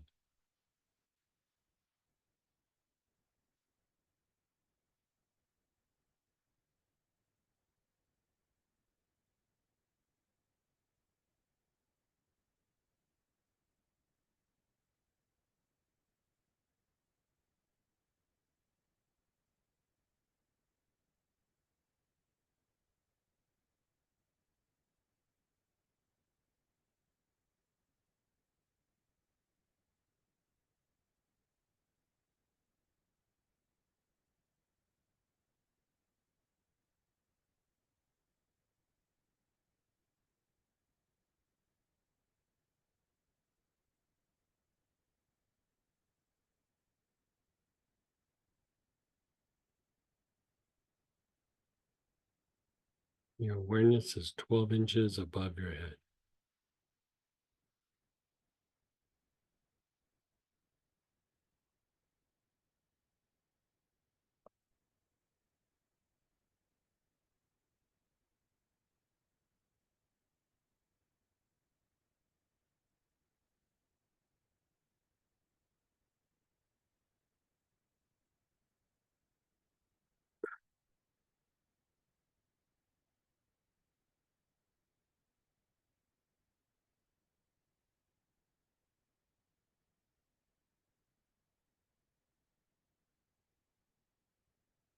And then pause.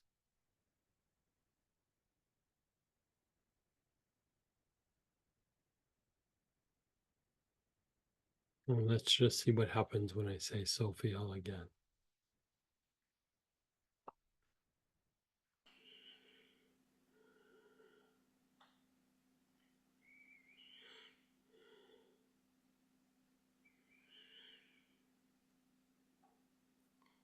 So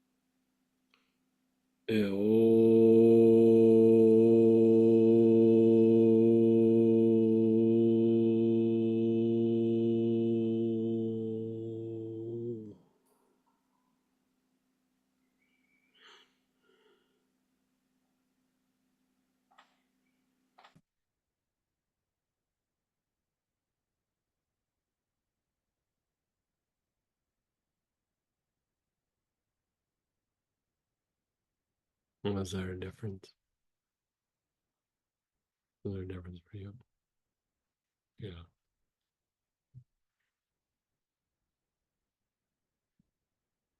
You know, when we're talking about the different parts of the aura, and we talk about the Sandalphon technique and the auric waves and the soul guidance, and then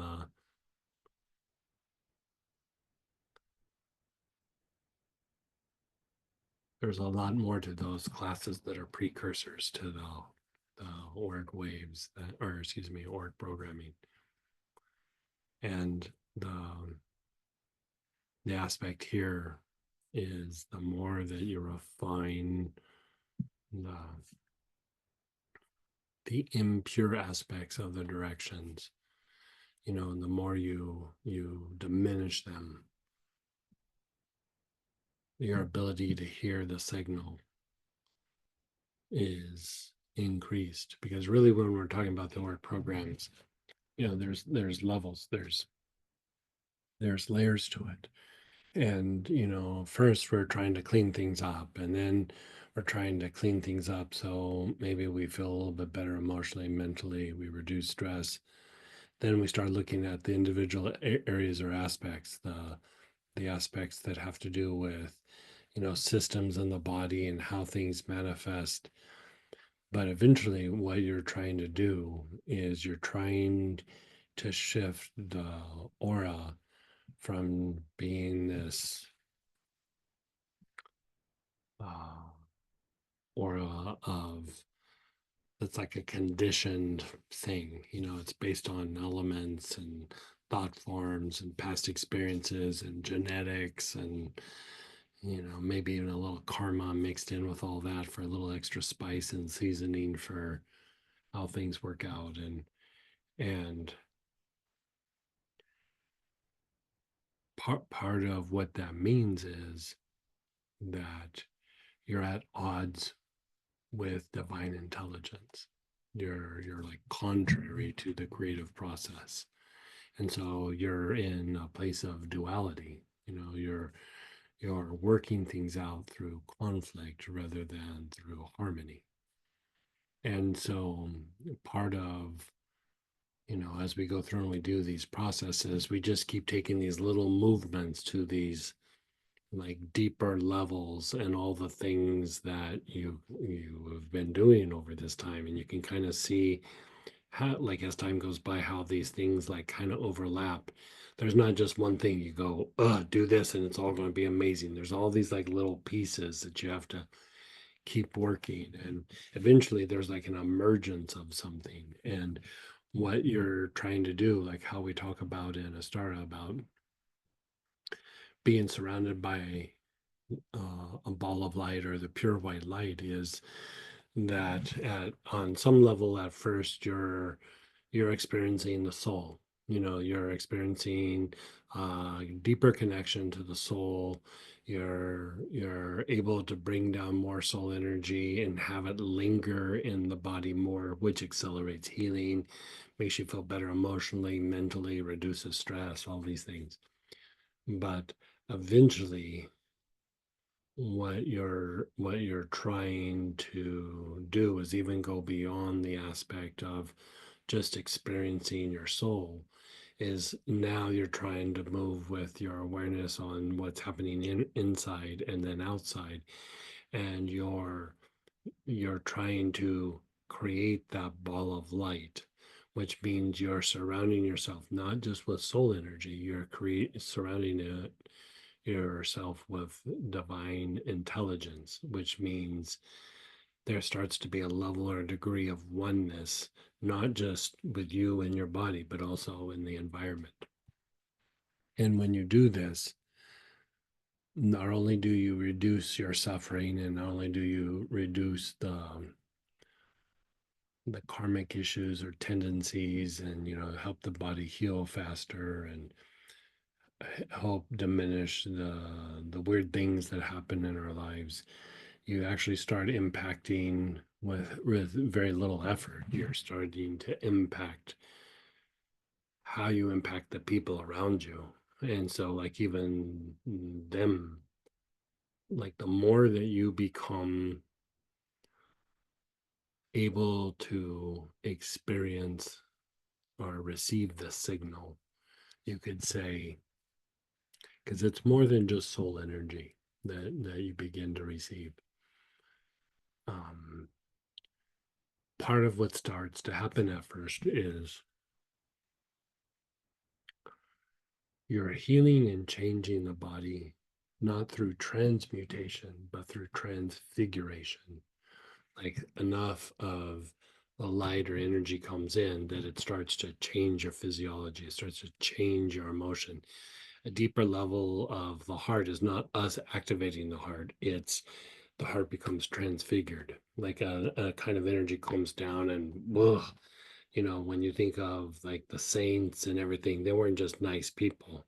They could receive the signal and the heart was transfigured. You know, it's a much higher way of thinking. It's not just like they're super smart or they're super nice or they're super humble. All those things play a role, but it's the transfiguration of the lower aspects. And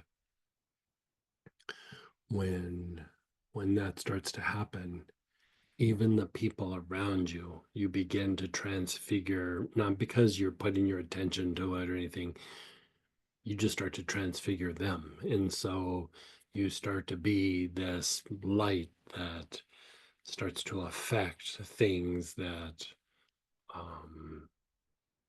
are contrary to the true nature or to God or divine intelligence, whatever it might be, whatever you want to say it. You could call it healing, you could call it spiritualizing, you could call it whatever you want. Like, but it's all the kind of the same thing. And so the more that you keep refining some of these things, like if you think about, like we did all these different aspects of the aura, and then we did kind of the life alter and the resonance class. Remember how we're talking about like how we impact, how the environment impacts us and how we impact the environment. And when we're doing the class, it seems like it's just about that, but it's another piece in the jigsaw of this like bigger picture that comes in. And there's no way to really talk about the big picture because the mind gets in there and plays games with it all. And it's bigger than what the intellect can actually perceive. And so you just kind of keep playing with these different pieces, and then pretty soon you start to have these like, I can kind of see things coming together. I can kind of see more coming together. That's all that is the intuitive mind is starting to kick in more and more and more. And so intuition, clairvoyance, they're all like a path. It's a way to heal on a very deep level, and it's a way to spiritualize on a very deep level.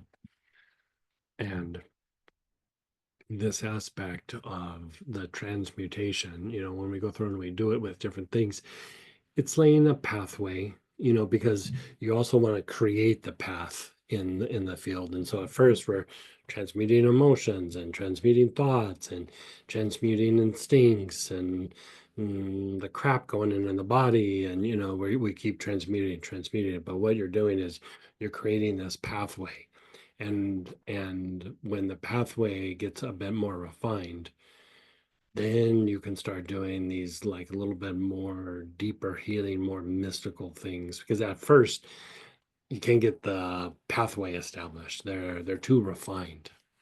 But you go through, you start doing all these other processes, and then you start doing that, even that pattern that we just did, even with mantra, can be very, very powerful, not even with voice. And so the more that you do this, the deeper the angel work goes, the deeper the planetary work goes, the deeper that the healing happens, the physical, psychological healing, the deeper that, we eradicate patterns in our lives. And yeah, it's kind of interesting. Like we're going to go deeper on that when we do the soul guidance class 2.0. I think we did it about a year ago, right? Like it was about a year ago. So when we do the 2.0, yeah, it's gonna be adding to the things that we do with the Auric programming and the things we just did with the nervous system, and like all these things are pieces of this puzzle. And so Is that gonna be my birthday class? could be. Yeah. Yeah, even the xylophone technique, like they all kind of play their role in all these things. And so, yeah.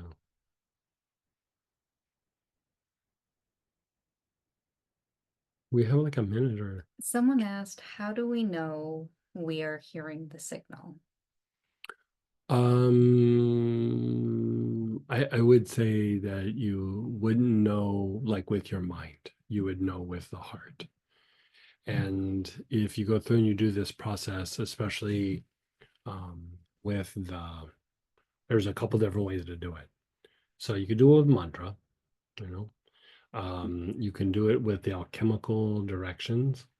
And then there is that class that's what was it? The translucent imagination of the heart. Remember when we were doing the chakra classes? Doing one chakra at a time and going deep. So the spirits in that particular class, and they're called the Chashmalem. Right? I'm sure I'm not saying it right, but Chashmalem.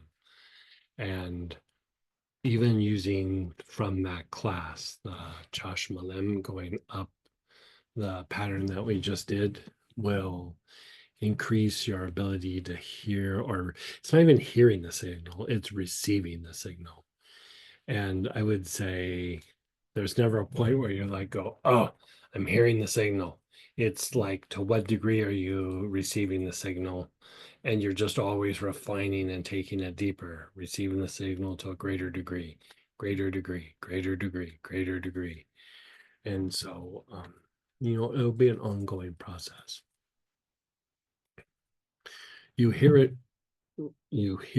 or I keep saying hear it, you receive it based on where you're at physically and how your energy body can handle it, like psychologically, all of that plays a role. And so as you keep going through and refining these pieces, the signal will increase as well. Like, even going through all these things, you're starting to receive the signal somewhat, but then you start working the signal, and all these things play a role, but you still are going to hit blockages in different things. So that's why we go back and we revisit the classes and we revisit some of these things, and we keep trying to improve. And so, that whole thing with putting out the Encyclopedia of the Angels was a big step. The work program, very big step. Some of the vibrational classes, very big step. The thing with the nervous system last weekend, very big step. A couple people that were local, they got up at the end and they go, that was they do spiritual practices, like they, and some of them even get healings from me sometimes. And they were like, that was the deepest healing I've ever had in my life. And, we were just doing the class. But part of it is just keep refining. And, we're in the process of changing an age. And so world's chaos, but it's because basically we're aligning with the divine plan. So we're developing at a much more rapid rate because of that alignment. So with that, we do have to step over to Astara, and we'll be doing a version of this, but with mantra. So join us over there if you can. And if not, maybe we see you tomorrow night for some of you. And then we have a free class on Sunday, and then Wesak on Monday. So try to join us, Sunday or Monday, or excuse me, Saturday or Monday.